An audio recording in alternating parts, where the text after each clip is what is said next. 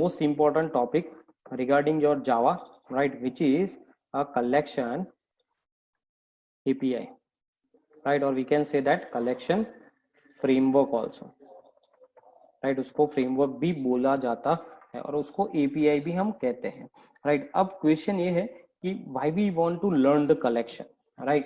Collection है क्या, उसको पढ़ना क्यों जरूरी है, right. We already learn one scenario in Java which is an array, right. What is array?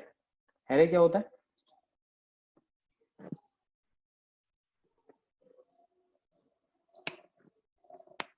What is array?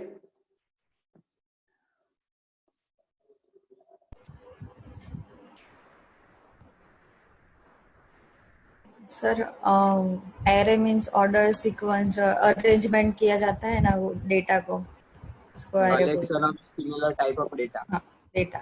Yes, collection of the similar type of data, right. So array is index based collection of homogeneous data with fixed length, right. तो ये array होता है. array is a index based collection of homogeneous data with a fixed length. अगर आप array declare कर रहे हो तो you should mandatorily declare some of the content, right. like you have to define the length, you have to define the data type. आपको data type भी declare करने पड़ते हैं, आपको उसकी length भी declare करनी पड़ती है, राइट. तो ये दोनों चीजें आपको मैंडेटरी उसमें असाइन करनी पड़ती है. अगर मैं एरे डिक्लेयर कर रहा हूँ so I have to definitely declare as an block, right. Integer में लिख रहा हूँ, ए लिख रहा हूँ, फिर मुझे लिखना पड़ता है न्यू फॉर मेमोरी एलोकेशन, और फिर मुझे यहाँ पे उसको लेंथ भी देना पड़ता है, राइट. तो यहाँ पे will provide the data types. Data type इसलिए क्योंकि एरे ऑफ ए जो है वो सिर्फ इंटीजर वैल्यू को ही होल्ड करेगा, right. So similar kind of data को होल्ड कर रहा है, होमोजीनियस डेटा है वो सारे, और वो होते हैं फिक्स द लेंथ होते, राइट. आपकी लेंथ यहाँ पे क्या हो जाती है, फिक्स हो जाती है, right. So now how we can change this scenario, right. अगर मुझे इसको रियल वर्ल्ड में अगर आप देखोगे तो रियल वर्ल्ड में कभी भी ऐसा नहीं होगा कि आपका जो डेटा है वो होमोजीनियस एलिमेंट्स में ही आपको मिलेगा, राइट. एंड एरे जो है वो प्रिमिटिव डेटा को होल्ड करता है, it's holds the primitive data, right. आपके प्रिमिटिव डेटा को वो क्या करता है, होल्ड करता है. बट यहाँ पे अगर मैं रियल वर्ल्ड की बात करूं तो रियल वर्ल्ड के अंदर we get a different types of data at a time, right. हमें इंटीजर भी मिल सकता है, हमें फ्लोट भी मिल सकता है, हमें कैरेक्टर भी मिल सकता है, हमें स्ट्रिंग भी मिल सकता है. सो वी डिडंट नो कि what kind of data we get at a time, right. तो ये जो है उसको हैंडल करने के लिए हम कहीं ना कहीं एक और कॉन्सेप्ट का भी यूज कर सकते हैं. We can create array of object class. All right, we know that कि object is a topmost class in a Java, right. कि object जो है वो आपका topmost class है Java के अंदर, right. तो हम अगर आपको मल्टीपल डिफरेंट वैल्यू स्टोर करना है तो आप ऑब्जेक्ट का भी यूज कर सकते हो, राइट. ऑब्जेक्ट क्लास का भी आप क्या कर सकते हो, यहाँ पे यूज कर सकते हो, राइट. कैसे, तो यहाँ पे आप डिक्लेयर कर सकते हो object. You can declare with a equals to new object and you can even define a length, right. So यहाँ पे आप multiple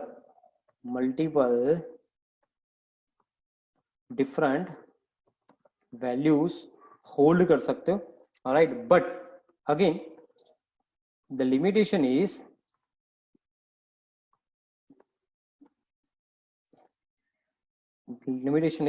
length, right, which is a concern part, right. यहाँ पे भी आपका फिक्स क्या हो जाएगा, लेंथ तो फिक्स ही रहेगा. नो डाउट ऑब्जेक्ट आपको वो कैपेबिलिटी देगा कि आप इंटीजर, फ्लोट या कैरेक्टर या स्ट्रिंग कोई भी डेटा उसमें स्टोर कर सको at a time. But again length you have to identify, right. अगर हम रियल वर्ल्ड की बात करें, राइट, तो हमें कभी भी ये नहीं पता होता कि बैकएंड में जो डेटा अवेलेबल है वो डेटा कौन सा है, किस टाइप का है और उसका साइज क्या है, हमें वो नहीं पता होता, राइट. तो हमें कुछ ऐसा फ्रेमवर्क चाहिए था कि जो हमें ये सारी फैसिलिटीज प्रोवाइड कर सके, राइट. तो तब जावा ने इंट्रोड्यूस किया पूरा कलेक्शन फ्रेमवर्क. अब कलेक्शन फ्रेमवर्क का बेनिफिट क्या है, उसका पहला जो बेनिफिट है, right, first benefit of the collection,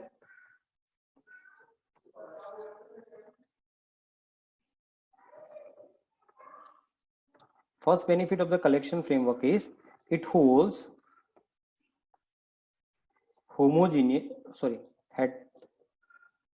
heterogeneous objects, right. ये क्या करता है, हेट्रोजीनियस ऑब्जेक्ट्स को होल्ड करता है। हेट्रोजीनियस ऑब्जेक्ट मींस अगर आप कलेक्शन यूज कर रहे हो तो कलेक्शन कभी भी प्रिमिटिव ऑब्जेक्ट्स पे, प्रिमिटिव डेटा टाइप पे काम नहीं करता है।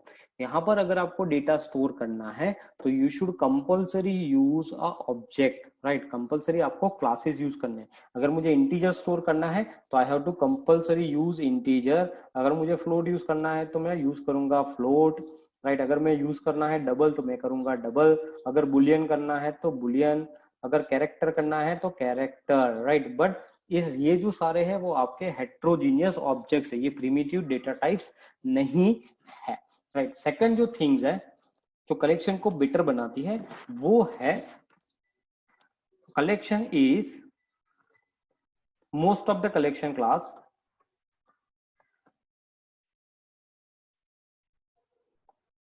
are auto scale,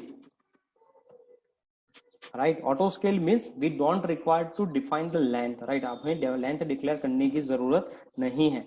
जैसे डेटा आपका मिलता जाएगा वो ऑटोमेटिकली अपनी साइज को क्या करता जाएगा, एक्सपांड करता जाएगा, राइट। तो ये जो दो सबसे ज्यादा उसके मेजर बेनिफिट्स है, राइट। इसीलिए collection is a most probably use in a industry, right. क्योंकि वो फर्स्ट हेट्रोजीनियस ऑब्जेक्ट्स को होल्ड करता है, सेकंड मोस्ट प्रोबेबली वो क्या करता है, आपके जो लेंथ है वो ऑटो स्केल मोड में रहता है। ऑटो स्केल मीन्स कोई भी डेटा आपका स्टोर हो सकता है, राइट। सो ये दोनों जो चीजें है वो कलेक्शन को आपके बेटर बनाती है, right. So memory point of view,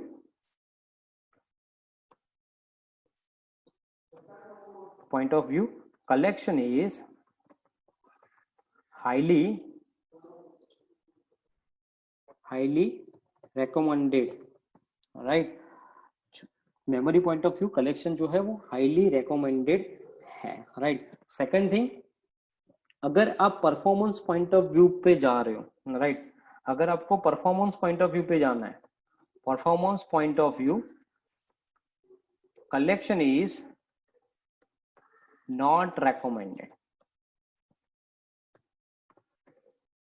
क्यों ऐसा, क्योंकि हमें पता है कि एरे के अंदर परफॉर्मेंस हमें अच्छा मिलता है। क्यों मिलता है, क्योंकि हर एक एलिमेंट जो है वो इंडेक्स बेस्ड स्टोर्ड होता है।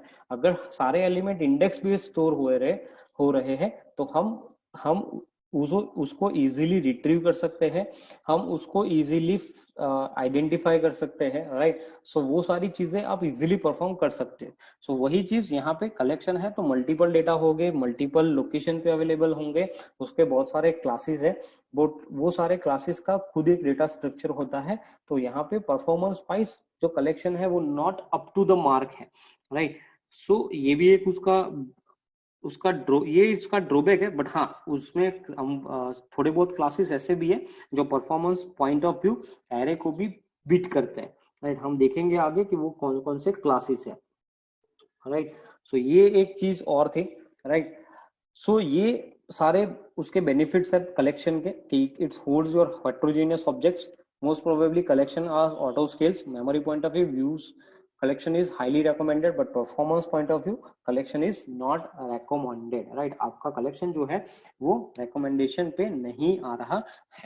आपने collection पहले पढ़ा हुआ है, right। collection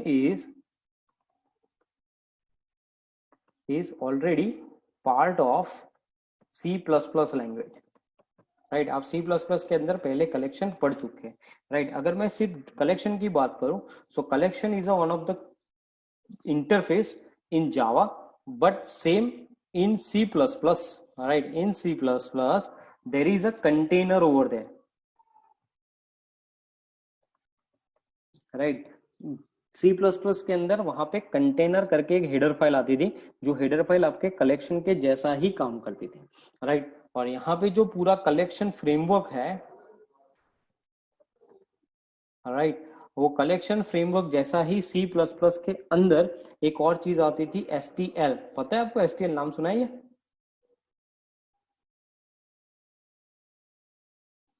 नाम सुना है ये?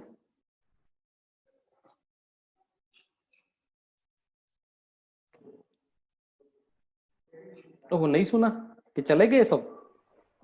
सर नहीं सुना। नहीं सुना। स्टैंडर्ड टेम्पलेट लाइब्रेरी आती थी, राइट। ये भी C++ का ही एक कॉन्सेप्ट है, राइट, जहाँ पे बहुत सारे क्लासेस रहते हैं, राइट, बहुत सारी मेथड्स रहती है जो आप कहीं ना कहीं ऑटो स्केलिंग के लिए यूज कर सकते हैं, right. So collection actually inspire हुआ है C++ से, राइट, C++ और पाइथन से, राइट। और कलेक्शन जो है बेसिकली C++ में आइडेंटिफाई होता है एज ए कंटेनर, और जो पूरा कलेक्शन फ्रेमवर्क है वो आइडेंटिफाई होता है in C++ as a STL, standard template library, right. In Java, अगर मैं अभी जावा की ही बात करूं, right, in Java there are 9+ interfaces are there, there are 9+ interface and 17+ classes in collection framework, right। 9+ interfaces है, 17+ classes है in your whole collection framework के अंदर।